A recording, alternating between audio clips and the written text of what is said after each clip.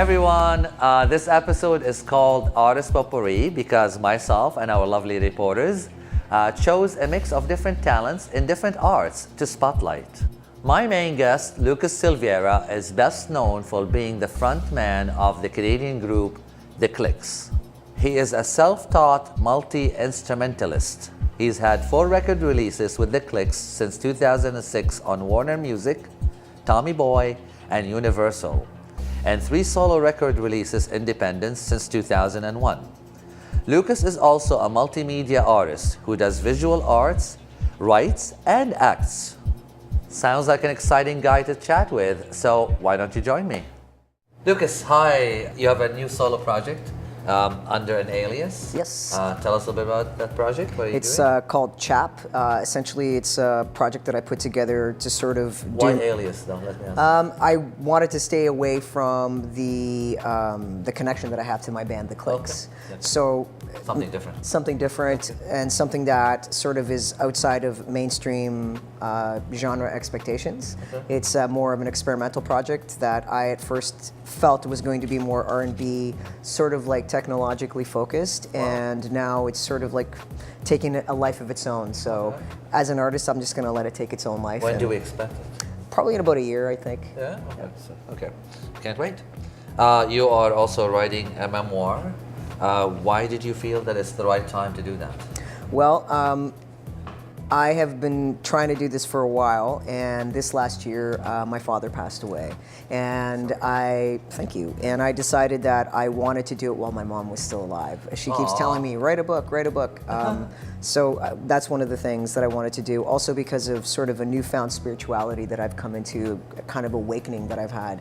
And I believe that that happened sort of with the passing of my father. You started a grassroots campaign called the Anchor Campaign. That's correct. If you can tell us a little bit about it, as well as we'll talk about how people can help maybe. So let's start with, what is it about? The Anchor Campaign is a grassroots mental health awareness initiative, primarily focused on self-harm and suicidal ideation.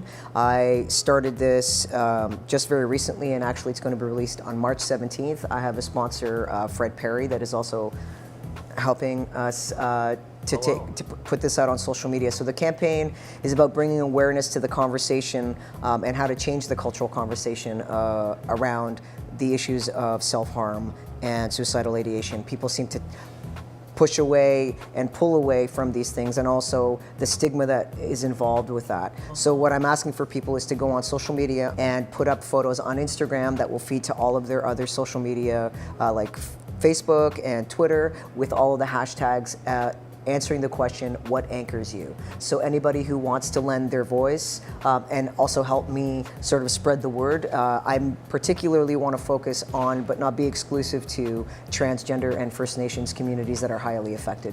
So guys, you know how to, it's easy to find Lucas all over social media, so get in touch, see how we can help. We're going to take a little break and we'll be right back.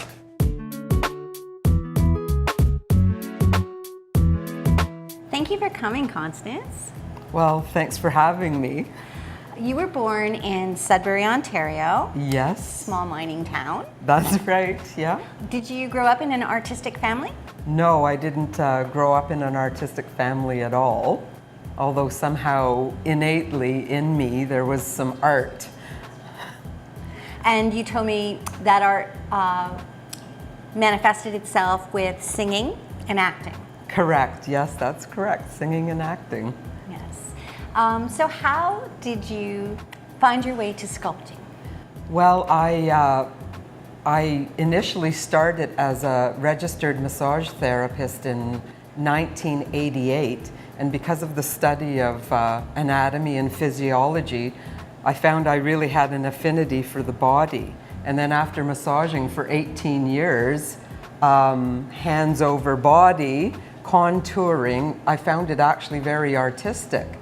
And when I stopped massaging, I missed using my hands, and that innate sense of art came through me, and I started sculpting with clay. I started taking a course at the AGO, and that's where it all started.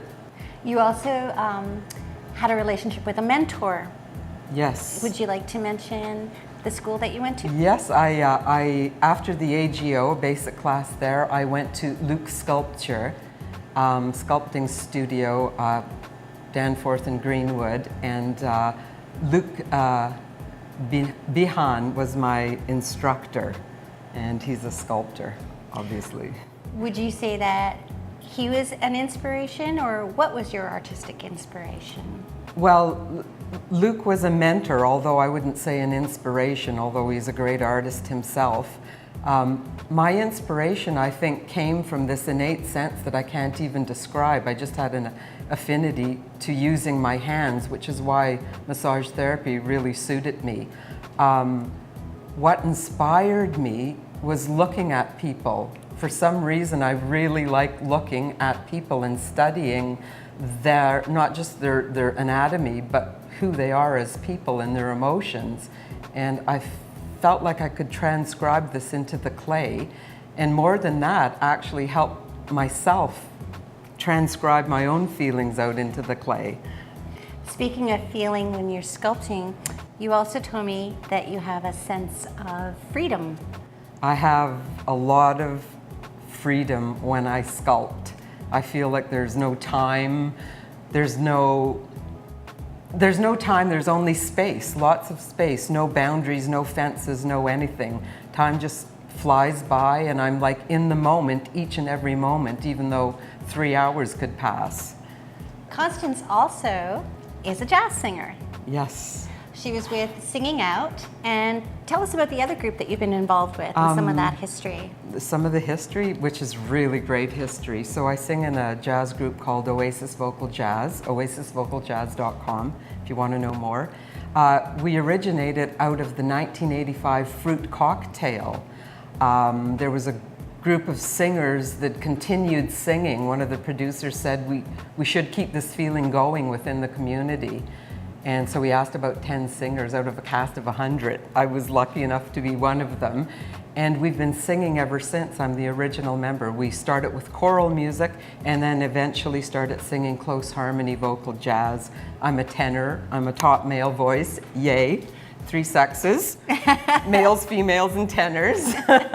And so that's what I do on the side as well. So people would like to reach you, purchase your work, look at it. Where can they find you? My site is under reconstruction at the moment. However, it's ConstanceRennettSculpture.com. If you need to reach me immediately, ConstanceRennett@Rogers.com, and I'll certainly get back to you. Thank you so much for coming today, Constance. Oh, thanks for having me, Kat. Absolute pleasure. It's been a great experience, a new one for me. Thank you.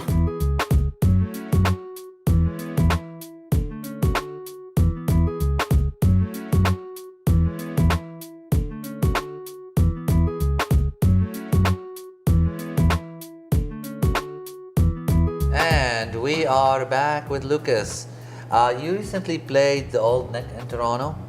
How did that go? And do you like the vibe of local venues versus the big mega stadiums sort of thing?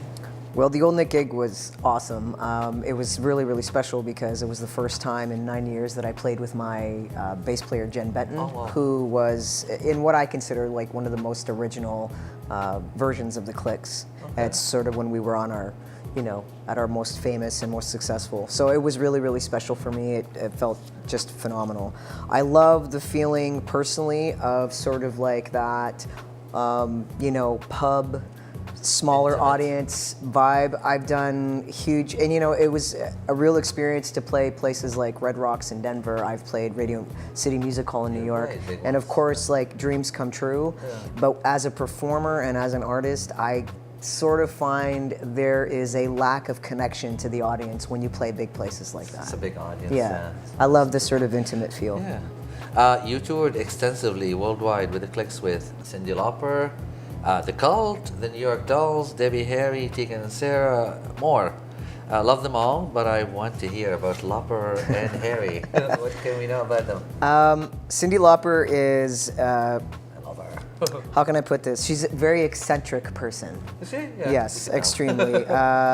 She was a big fan of the band and was very, very supportive to us throughout, to the point that we actually were asked to be on the second tour as well. Wow. Debbie Harry, that was just, you know, every time she passed by me or spoke to me, I kind of felt like I was in a weird wonderland. I was like, and the best memory I have of that tour was actually a Debbie Harry memory, which was we were playing here at Toronto Molson Amphitheatre, and it was right before the show, and I was sitting with my girlfriend at the time in the hallway outside of sort of you know, the dressing rooms, and she passed by with this plate of chocolate chip cookies, and I see this woman coming down the hallway, and I'm like, oh, it's just Debbie Harry, and she walks up to me, she goes, Lucas, cookies, and I was just like, Debbie Harry's just like offered me a chocolate chip cookie. I was like, yeah, I'll take one of those. You appeared on shows such as Late Night with Craig Ferguson. I love Craig Ferguson.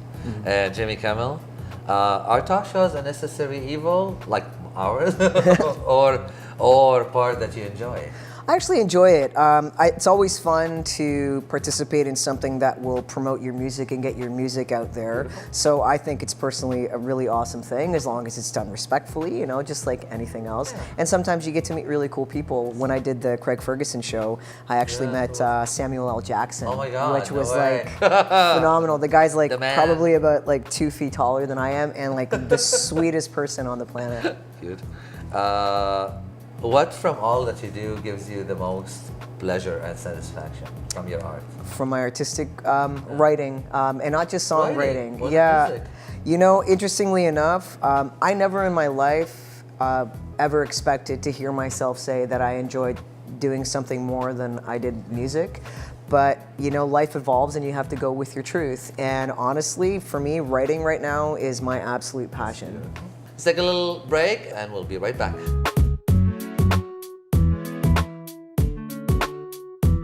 Hey there, I'm Jacob Gal, and today I'm joined with Cliks, an LGBTQ model and dancer. We are on site at Books, Cafe and Things in Newmarket. Thank you for joining me. Yeah. How are you? I'm happy to be here. When did your dancing start? So I started dancing about 2 to 3 years ago. After I came out to just like have an outlet to express myself and come into who I am. Right? Building a platform for yourself. Exactly. And I was like, you know what? This is going to have me be myself, do what I want, and you know, if I make a few people happy, if I make you laugh, make you smile in any way. Absolutely. That's my main goal. It's very important. And the modeling. Talk about your modeling and where did that start? Why did you get into it? I started modeling about 1.5 years ago because one of my good friends, her name is Leah Hams. Right. She just got a new camera and she was like, hey, you want to go to the park and just do some shots? And I was like, sure. And then she was just like, go off, do whatever you want naturally. And I was like, okay. And then, yeah, that happened. And then we just started progressing. I love some of your featured content. Thank you. This is a answer for our viewers, but a question to you. Yeah. And this has to do with everyone who might not have support from the friends or from the family. What's something that they can do to enhance them and themselves and their expression and really get into things? Because I know that you're from Newmarket, far up north, not Toronto based. Yeah. You know, what was the experience and well, what can you give for tips, tricks, and advice for our viewers? Well, the media is a very influential source that people... Whether it's YouTube videos, Facebook Live videos. People search out, you know, videos on why they're feeling this way. They search it up a lot, right? And to have the media there with you, music, TV shows, pictures, they're all there to help you, you know, become who you are. Right. That's exactly what happened with me. I started off, you know, just asking questions and like searching up things, and that just basically brought me into who I am today. Awesome. Well, Cliks, there we go. His advice to you is be yourself, be you. Youer than yours. Youer and true. Thank you for joining me today on the couch. Until next time, see ya. And we are back chatting with Lucas Silveira. Let's talk a little bit about your upbringing, family, get to know you a little bit on a personal level. Were you born here? I was born in Toronto, and when I was of the age of 4, my parents, who are Portuguese, decided to move back to the Azores, which is a group of 9 islands in Portugal.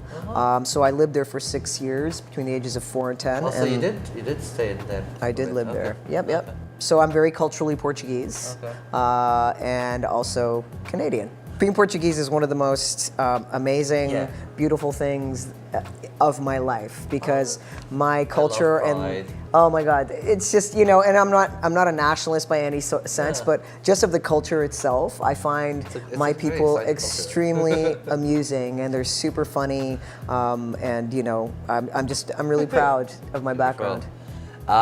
You made history by becoming the first out transgender male to sign to a major label record deal. Fancy. How difficult was it to do this breakthrough?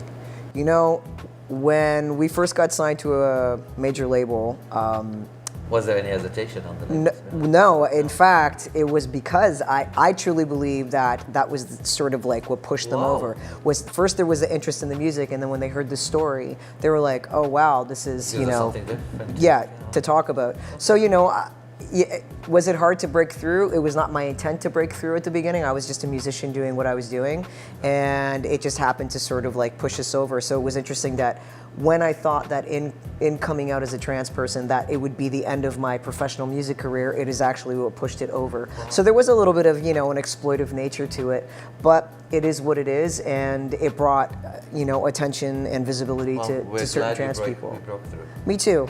How does it feel to be named Canada's sexiest man? Lucas got named first transgender male to be voted by Chart Attack poll as the public as Canada's sexiest man. How does it feel?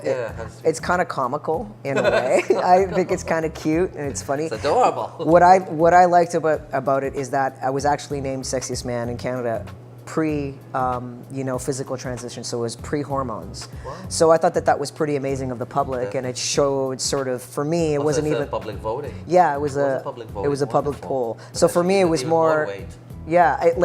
I liked it more because of the fact that it showed it wasn't about me, but that it was about the public sort of changing their opinion and their openness towards doing something like that.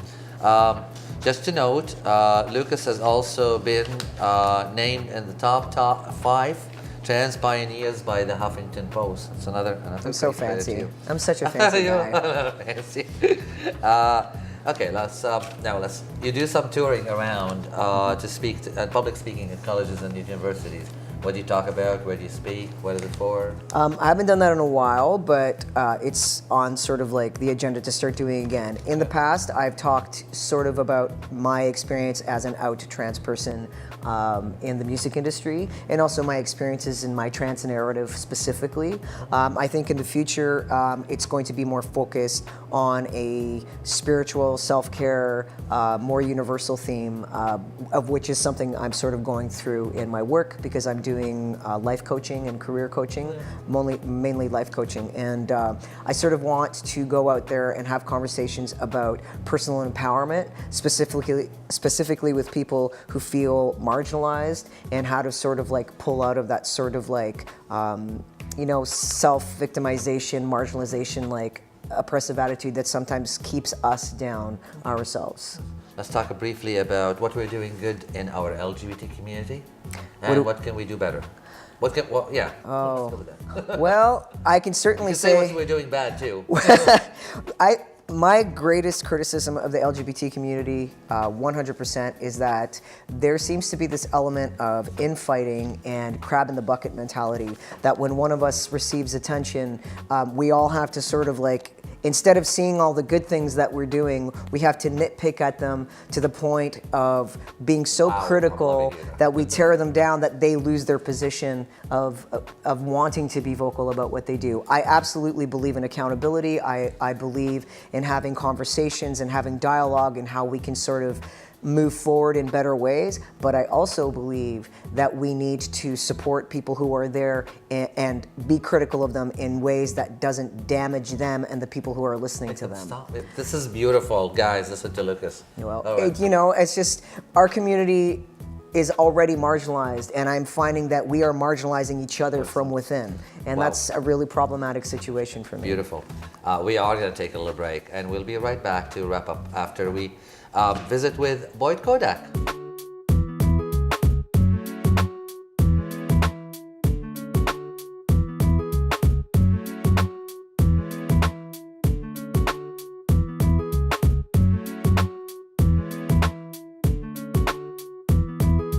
Hi, Boyd Kodak reporting for On the Couch. I'm here today with Teddy Syrette. Teddy is a two-spirit, genderqueer writer and storyteller. Teddy, welcome today. I'm very pleased to have you with me. So, to start, tell us a little bit about where you're from. So I'm from Batchewana First Nation of the Ojibwe. That's right outside Sault Ste. Marie in Algoma District, which is about 8 or 9 hours away from Toronto. Okay, and you came to Toronto and you, as an artist, storyteller, writer? I came to Toronto to be an activist and storyteller for queer Indigenous communities. I identify as a two-spirited person. I also identify as gender fluid and gender queer. And so I moved to Toronto to try and figure out what that meant for me, to find more of a community, to find more of a support base, and what I could do to get involved within these communities, to learn more information about queer, Indigenous, and two-spirited communities, to go back and take that knowledge up to my territory and my reserve. Fantastic. And with regards to your writing and storytelling, can we talk a little bit about that? Did it always start when you were a child? Did you? Yeah, no, I always enjoyed writing. I enjoyed writing just like short stories as like a small kid, and being in Sault Ste. Marie and living on a reserve, hockey was a very big thing in my community. So when my parents sat me down and asked me like, hey, do you want to do hockey? And I'm like, no. And they're like, okay, thank God, what do you want to do? And I was like, I want to do writing. I just want to write. And they're like, okay, we can get you paper, we can get you pens. That's going to be a lot less expensive than getting you into hockey. So so I started to get involved in young authors conferences up in Sault Ste. Marie. So my father would take me there, and I would meet other authors and people who are publishing books, and how youth can get into publishing and like different aspects of writing and storytelling. So so I think with me getting involved with writing and creativity and storytelling happened as a young child, and that's got me to where I am today now as an advocate and storyteller for larger audiences. Amazing.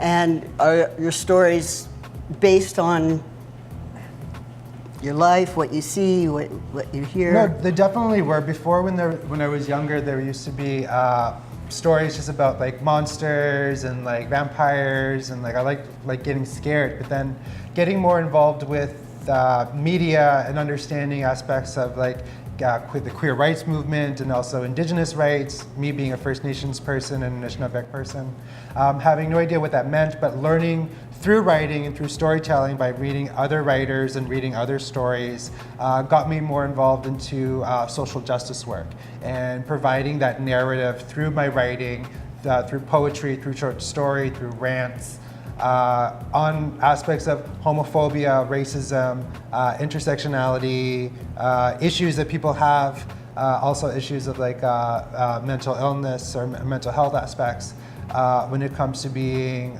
queer and Indigenous, because those are some huge factors that we're talking about, and like a lot of people don't know how to understand or get access to that information. And I find art, whether it's writing, whether it's dance, whether it's visual art, can really send that message of knowledge and awareness to other folks in a way that they might not have thought of it any other ways, from like reading in a book or seeing it portrayed in media.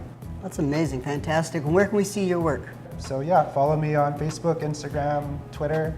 I'm always out there. Sounds to get my great. story out there. We will, absolutely. Thank you so much, Teddy, for being here today. Thank you, Boyd. Really a pleasure. And we are back, and we're gonna have to start wrapping up. So it's time for those quick questions. Your favorite song? Oh God, that's impossible. I mean, off the top of my head. Yeah. What do you listen to when you wanna? Oh Relax. God. It's okay. There's so many. I mean, Jeff Buckley comes to mind. Just about any song that he's written. Your favorite song by the Cliks, or is Oh that my what Lord. I would have to say a song that I released on the last Cliks album it's called Still. Your favorite movie? Oh, you're a movie fan. I am. I love horror movies. Oh, cool. I think Okay, from horror movies. 'Cause I'm my a last horror favorite fan. one, Yeah. I would say The Conjuring. Oh my God. Because I love the this. genre these days is it's so bad. Yeah. I am actually really excited about going to see the new movie by Get Out? Get Out. That Oh one. my God. I can't Yes, wait. that's It's happening beautiful. this week. Brilliant. You're gonna love it. Your favorite way to unwind? Honestly, it's so simple. Cup of tea and Netflix, all the way. Actually, simple is the best thing to unwind. Your favorite memory? Is there a memory that sticks in your head? Oh my Lord.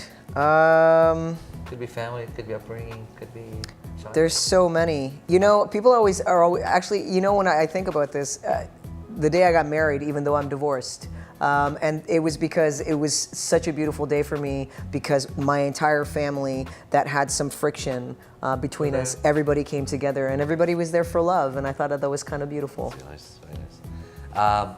Your last words to your fans? I love you. Oh, Always.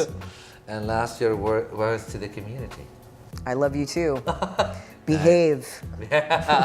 Thank you so much, Lucas. You're Thanks welcome. for being on. Thank you. And I'll be right back to wrap up. Thank you everyone for watching. This was a great show, and see you next time.